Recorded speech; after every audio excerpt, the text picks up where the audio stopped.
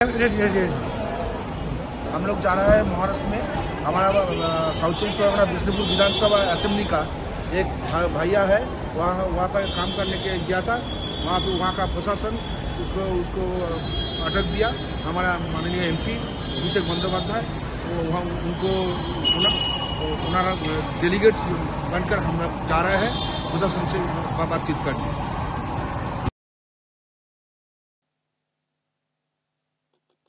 এই হচ্ছেন বাবাই সর্দার, ডায়মন্ড হারবার লোকসভা কেন্দ্রের বিষ্ণুপুর, যেটা শুনলেন আপনারা। ইনি মুম্বাইয়ে কাজ করেন, যেটা বলা হচ্ছে যে উনি নাকি নিখোঁজ বা কোথায় মানে পুলিশ আটকে রেখেছে বা কি এরকম। তো এখন ডায়মন্ড হারবার, ওখানকার এমপি হচ্ছেন অভিষেক বন্দ্যোপাধ্যায়, বিরাট ব্যাপার। সব ক্ষেত্রে ডায়মন্ড হারবার মডেল উনি তৈরি করেন, তো একটা মডেল এখানে করেছেন। এই খবর পেয়েই একেবারে একটা টিম পাঠানো হয়েছে মুম্বাই। তো ওনারা গিয়েছেন। আবার এটাও বলা হয়েছিল যে যদি ওনারা গিয়ে সমস্যার সমাধান না করতে পারেন তাহলে অভিষেক ব্যানার্জি নিজে যাবেন। মানে উনি টিম পাঠাচ্ছেন, ওনার দূত পাঠাচ্ছেন কার্যত।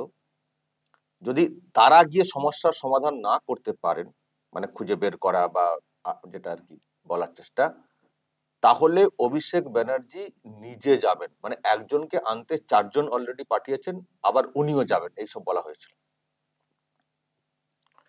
তো এই খবর নিয়ে তো গতকাল বা তার আগে থেকে তো মেইন স্ট্রিম মিডিয়া, যেটা আমি বলে আসছি কদিন ধরে, টিএমসি যদি বলে যে ওর কানটা কেটে নিয়েছি বা কেটে নিয়েছে, ও ওর কান কেটে নিয়েছে, ওর কান কেটে নিয়েছে, আরে দেখো তোমার তোর এত রিপোর্টার আছে, দেখো সত্যি কানটা কেটেছে কিনা, চেক করবে না। টিএমসি বলে দিয়েছে, টিএমসি দাবি নিয়ে হই হই হই হই। আবার ডায়মন্ড হারবার অভিষেক ব্যানার্জির এলাকা, হই হই হই হই। খোঁজই নিল না যে বিষয়টা কি হয়েছে। সব বড় বড় চ্যানেল বাংলাতে ন্যাশনাল নেটওয়ার্ক আছে, মানে নেটওয়ার্ক আছে, তারা ইচ্ছা করলেই তারা চেক করতে পারে বা ওখানকার পুলিশের ভার্সন নিতে পারে। নিল না, দিনরাত চিৎকার করে গেল।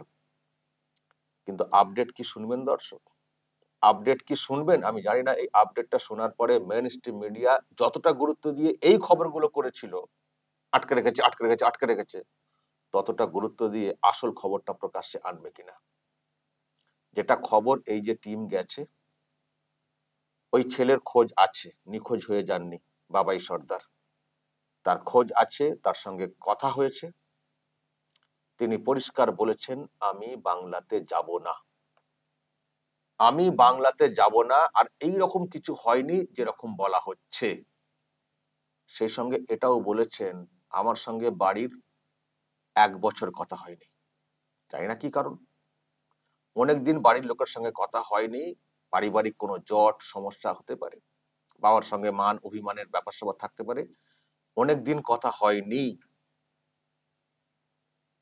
তো এখন এটাকেই একটা সুযোগ নেওয়ার চেষ্টা করেছে কিনা পরিবার, যে যেহেতু ছেলেকে বাগে আনা যাচ্ছে না, বাড়ি ফেরানো যাচ্ছে না, সুতরাং এটাকে একটা ওই রকম ইস্যু ক্রিয়েট করে দিই যাতে করে পুলিশ সেখান থেকে তাকে নিয়ে এসে বাড়িতে হাজির করে দেয়।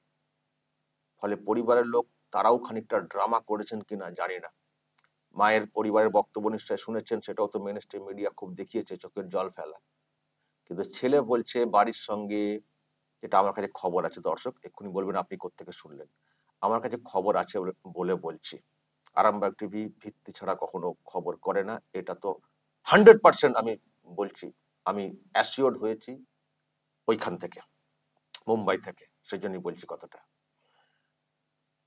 তো পরিষ্কার মানে বাড়ির লোকের সঙ্গে যোগাযোগ ছিল না অনেক দিন, কারণ জানি না। তো সেটাই আর কি আমার মনে হচ্ছে, কোথাও এই পরিযায়ী শ্রমিককে ফিরিয়ে আনা, পরিযায়ী শ্রমিক বাংলা বাঙালিকে হেনস্থা করা হচ্ছে। মানে হলেই খবর দেবেন, পুলিশকে খবর দেবেন এই রাজ্যের, বা দলকে বলবেন আমরা ব্যবস্থা করে দেব। এই সুযোগটা বাড়ির লোকেরা নিয়েছেন কিনা, যে এই সুযোগে যদি ছেলেকে আনা যায়, এই সুযোগে যদি ছেলেকে আনা যায়।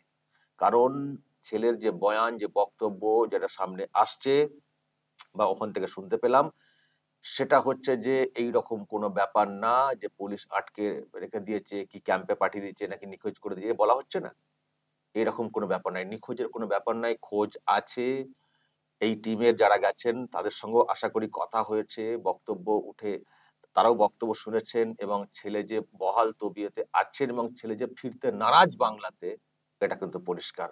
যদি এই টিমের লোকেরা সত্যবাদী হয়ে থাকেন, যদি সত্য কথা বলে থাকেন কোথাও, তাহলে তাদের এটাই কিন্তু বলা উচিত যে সেই যুবক বাবাই সর্দার তিনি বাংলাতে ফিরবেন না বলেছেন। আর বাড়ির সঙ্গে তার একটা ঝামেলা আছে, হয়তো সেই জন্য কোনো যোগাযোগ ছিল না। আর বাড়ির লোকেরা কোথায় কি বলেছেন, কোথায় দেখেছেন, কোন টিভিতে দেখানো হয়েছে ছেলেকে আটকে রেখেছে, মানে আন্দাজে একটা ঢিল ছুড়ে দেওয়ার মতো একটা কথা। কিন্তু আসলে আসলে যেটা সেটা হচ্ছে কোথাও একটা সুযোগ নেওয়ার চেষ্টা করছে পরিবার তার পারিবারিক দ্বন্দ্বের একটা ব্যাপারে একে নিয়ে।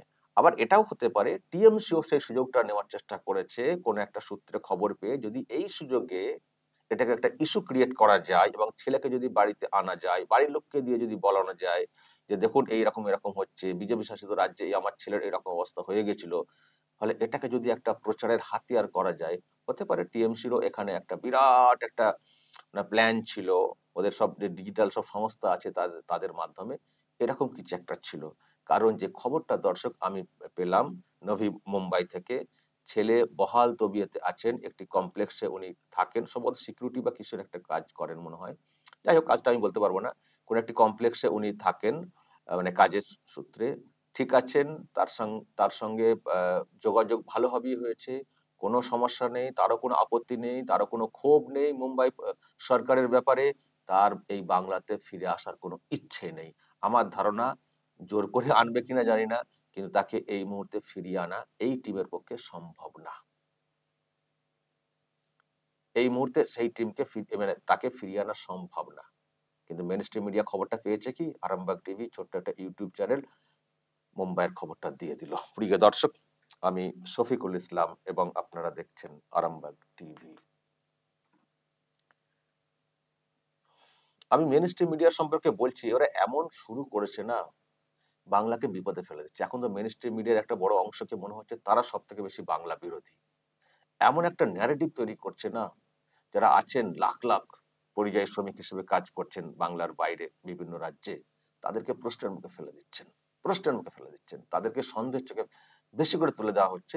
কারণ যত এখানে লাফালাফি হবে, যত এখানকার মিডিয়া এই তৃণমূলকে হাওয়া দিবে না, ততই ওই অন্যান্য রাজ্যের লোকেদের মনে একটা অন্যরকমের একটা তো তৈরি হবে না, যে কি রে ভাই, কি বাংলা, কি বাংলার মিডিয়া, আমরা কি করছি, ধর তোমরা বাঙালি যাও তো, তোমাদের জন্য এরকম হচ্ছে, একটা রাগ তৈরি হবে না, তার জের পড়তে পারে।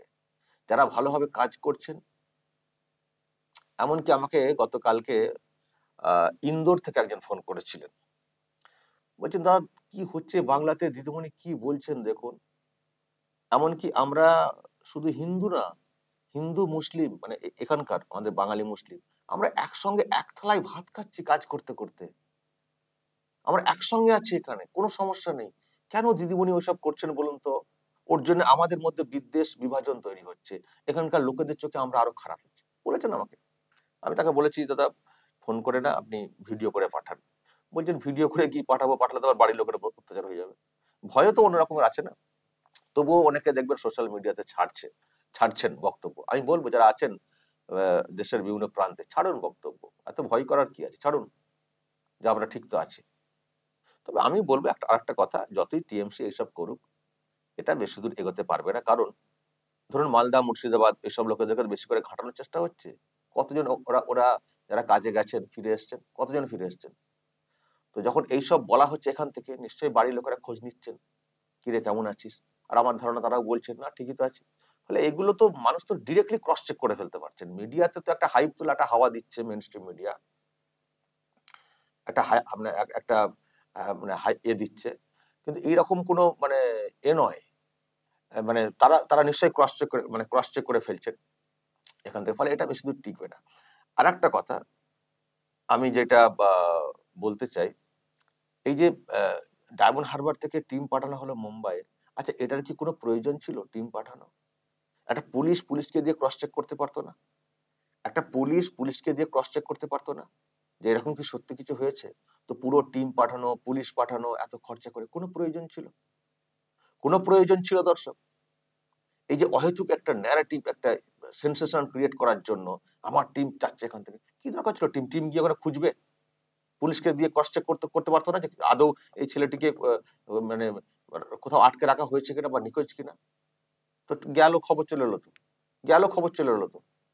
তো কেন তাহলে আমি এই ন্যারেটিভটা তৈরি করব?